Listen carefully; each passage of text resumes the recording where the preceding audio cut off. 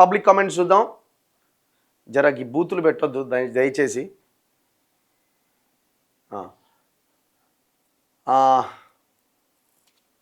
అన్న ఎవరు ఒప్పుకున్నా ఒప్పుకోకపోయినా కేసీఆర్ తెలంగాణ రావడానికి మెయిన్ లీడ్ అన్న. ఇండియా ఇండిపెండెన్స్కి గాంధీ ఒక్కరే కాదుగా అన్న.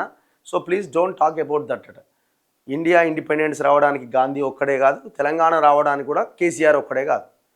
తెలంగాణ ప్రజలు పోరాడితే వచ్చింది. మరి తెలంగాణ కేసీఆర్ని అంత పెద్దగా తీస్తే మరి ప్రాణత్యాగం చేసిన 1569 మంది ముచ్చటేంది? కొట్లాడిన వేలాది మంది ఉద్యమకారుల పరిస్థితి ఏంది? ఎవరు main lead? Public main lead, అమరవీరులు మెయిన్ లీడ్. ఎంతోమంది కుటుంబాలు ఆగమవుతున్నాయి, ప్రాణాలు కోల్పోతున్నాయని కదా మూమెంట్ అంతా ఉవ్వెత్తు నెగిస్తే గవర్నమెంట్ మెడలు వంచి తెలంగాణ వచ్చింది. ఏదైనా అది ఇండిపెండెన్స్ అయినా తెలంగాణ అయినా సరే ఒక్కరి పాత్ర ఎప్పుడు ఉండదు. అర్థమైంది? ఇప్పుడు క్రికెట్ మ్యాచ్ అందరు ఆడితేనే కదా గెలిచేది, ఒక్కడి చేతిలో ఉంటుందా? ఈయనెవరో ఈ రాజగోపాల్ రెడ్డిది ఏందో చేయ అంటుండు. బెల్ట్ షాపులు పర్మిట్ రూమ్స్ క్లోజ్ చేయాలన్న ఒక వీడియో సార్, వీడియో చేయండి అన్న. ఇప్పుడు ఒక మునుగోడులో చేయాలంటే కుదరదండి. అట్లా ఓవరాల్గా రాష్ట్ర వ్యాప్తంగా నిర్ణయం తీసుకోవాలి. వాళ్ళు ఏమంటారు, మేము టెండర్ బాడిని టెండర్ల కోట్ల రూపాయల ప్రభుత్వాన్ని కట్టి చేసినాం, ఎట్లా ఆపుతారా అని అంటారు. ఇది కాదు. రాజగోపాల్ రెడ్డి గారు ఏం చేయాలంటే మొత్తం రాష్ట్ర వ్యాప్తంగా టూర్ పెట్టుకోవాలి. మద్యం నియంత్రణ కోసం, నిషేధం అని ఎవరు అడుగుతలేరు, నియంత్రణ కోసం, బెల్ట్ షాపులు తీసేయడం కోసం రాజగోపాల్ రెడ్డి గారు మునుగోడు నుంచి యాత్ర స్టార్ట్ చేసి మొత్తం రాష్ట్రం అంతా తిరగాలి. వెల్కమ్ చెప్తున్నాం మేము.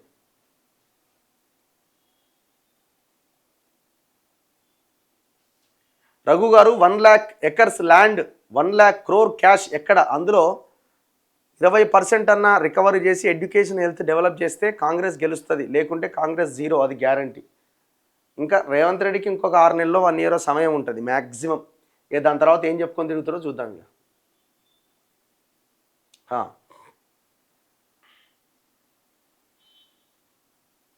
అబ్బాయి హస్తం ఏమైందన్న? ఏ హస్తం? ఎక్కడిది?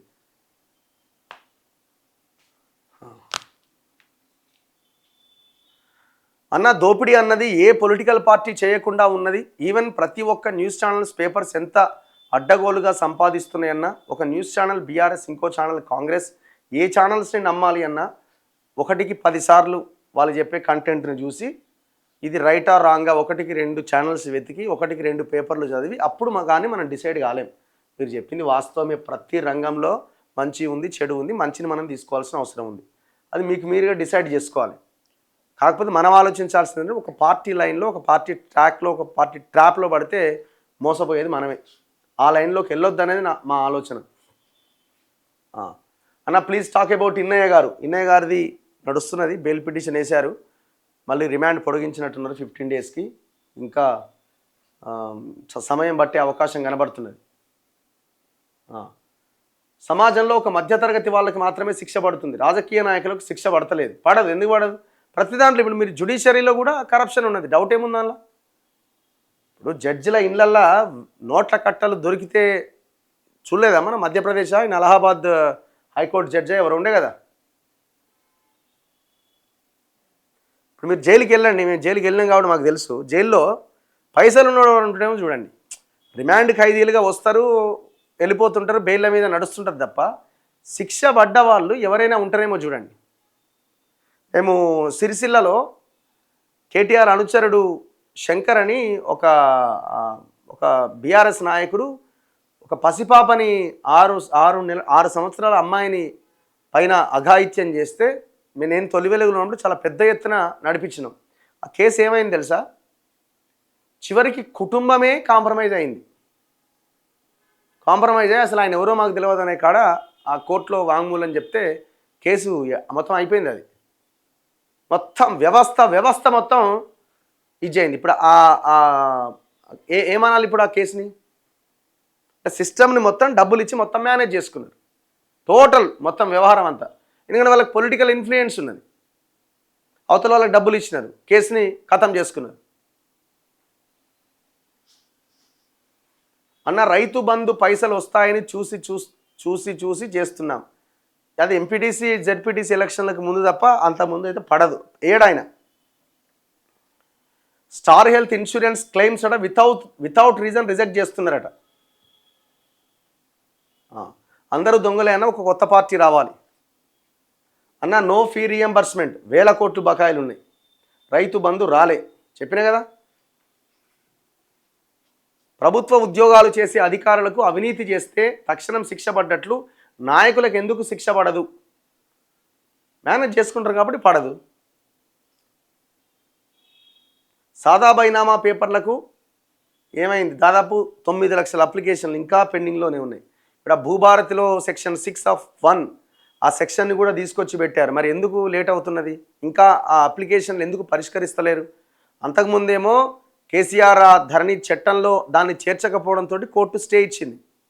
కోర్టు స్టే కూడా ఎత్తేసింది కదా, చేసుకోవచ్చు అన్నది కదా. ఎందుకంటే వీళ్ళు ఆ దానికి సంబంధించి వాటిని పట్టాలుగా మార్చే సెక్షన్ని ఈ భూభారతిలో యాడ్ చేశారు కాబట్టి చేసుకోవచ్చు అని చెప్పింది. అయినా కూడా ఇంతవరకు దాన్ని ముట్టుకుంటలేరు.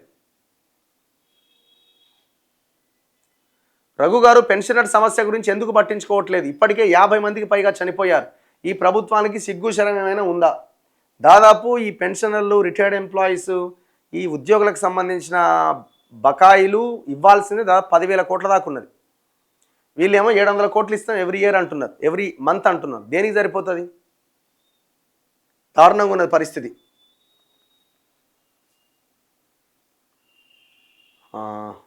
ఎక్కడో పెట్టారు ఇది.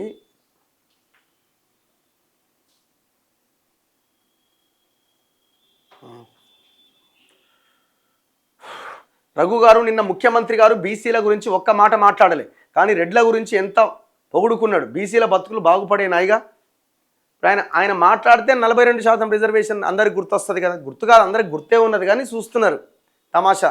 ఈయన ఏమైనా మాట్లాడతాడా, ఏమైనా చేస్తాడా, ఎంతకాలం ఈ డ్రామాలని. అసలు ఆయన బహిరంగ మీటింగ్లోనే కాదు, వాళ్ళ పార్టీ రివ్యూ మీటింగ్లో కూడా ఎక్కడా 42% గురించి మాట్లాడతలేడు.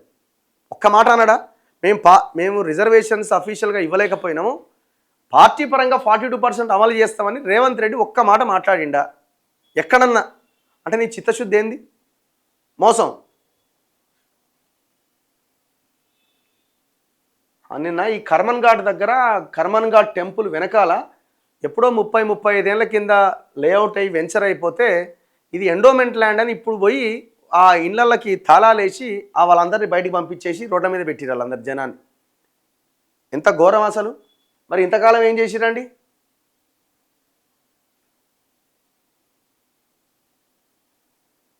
మా పాస్బుక్లు ఇంకా రావా, ప్రింటింగ్ పైసలు ఇస్తలేరట, దరిద్రం. దొంగలు ఎక్కడైనా వాళ్ళకి ఎగనెస్ట్గా రూల్స్ పెట్టుకున్నారా అన్న, అందుకే ఆ పొలిటీషియన్స్ కూడా అరెస్ట్ అవ్వరు, పాస్బుక్లు వస్తలేవట. రఘు గారు ప్రేమ్ సాగర్ రావు ఎమ్మెల్యే కాప్రా వద్ద మా ప్లాట్స్ కబ్జా చేయడానికి ప్రయత్నించాడు. వాటికి సంబంధించిన వీడియో మీకు పంపితే మీ ఛానల్లో వేస్తే రాబోయే ఎన్నికల్లో మంచిర్యాల ప్రజలు కూడా తెలుసుకుంటారు. ఇది చాలాసార్లు మన ఛానల్లో పబ్లిష్ చేసాం. మీరు ప్రజాభవన్కి వస్తే అక్కడ కూడా మీతో నేనే ఇంటర్వ్యూ చేసిన అనుకుంటా.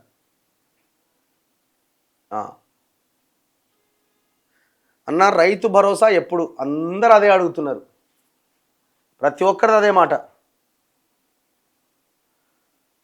మా ఆటో వాళ్ళ గురించి మాట్లాడండి. ఈ ఆటో వాళ్ళది వీళ్ళు ఇచ్చిన హామీ ఉన్నది ఒకటి, 12,000 రూపాయలు ఇస్తాం మేము ప్రతి ఇయర్ ఆటో కార్మికులకు అన్నారు. ఏది మరి? పెన్షన్ వస్తలేదట.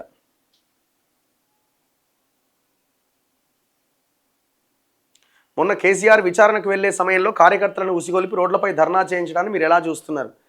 ఇప్పుడు ఆయన ఏమన్నా అతీతుడా అండి? ఎవరైనా పోవాల్సిందే, కేసీఆర్ అయినా పోవాల్సిందే, రేవంత్ రెడ్డి అయినా పోవాల్సిందే, రామచంద్రరావు అయినా పోవాల్సిందే, మోదీ అయినా పోవాల్సిందే. కేసు అయినప్పుడు అది ఆయన నిందితుడిగా కూడా విలువలే కదా. విట్నెస్ కింద సిఆర్పిసి 160 నోటీస్ ఇచ్చిర్రు, ఎవరికైనా ఇస్తారు అది.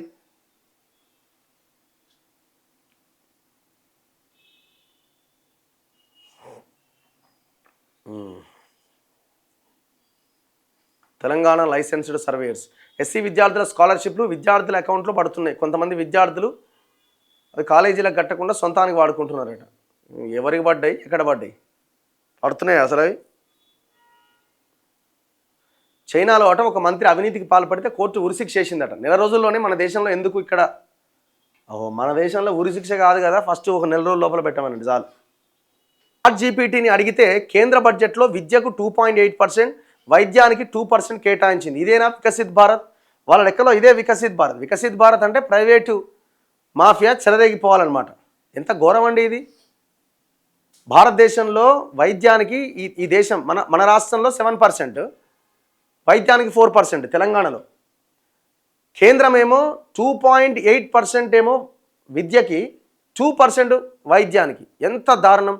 దాదాపు 53 లక్షల కోట్ల బడ్జెట్లో 1,00,000 కోట్లు మాత్రమే విద్యకి, 1,00,000 కోట్లు వైద్యానికి కేటాయిస్తున్నారు.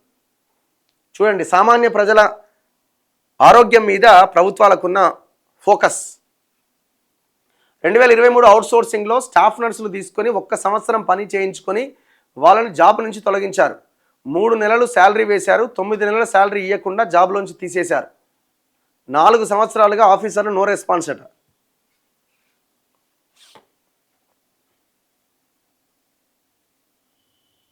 ఈ రాజకీయాలు ఎప్పుడు మారుతాయి రఘుభాయ్? మాది హుజూర్ నగర్, నేను నిజాయితీగా ఎవరికి ఓటేయాలి? మీ మీ మీ ప్రాంతంలో ఎవరైనా మీరు పేపర్ మీద రాసుకొని ఆయన క్యారెక్టర్ ఏంది, ఆయన ఏం పని చేస్తున్నాడు, ఏం చేస్తున్నాడు అవన్నీ తెలుసుకుని ఓటేయండి. పార్టీలు పక్కన పెట్టండి.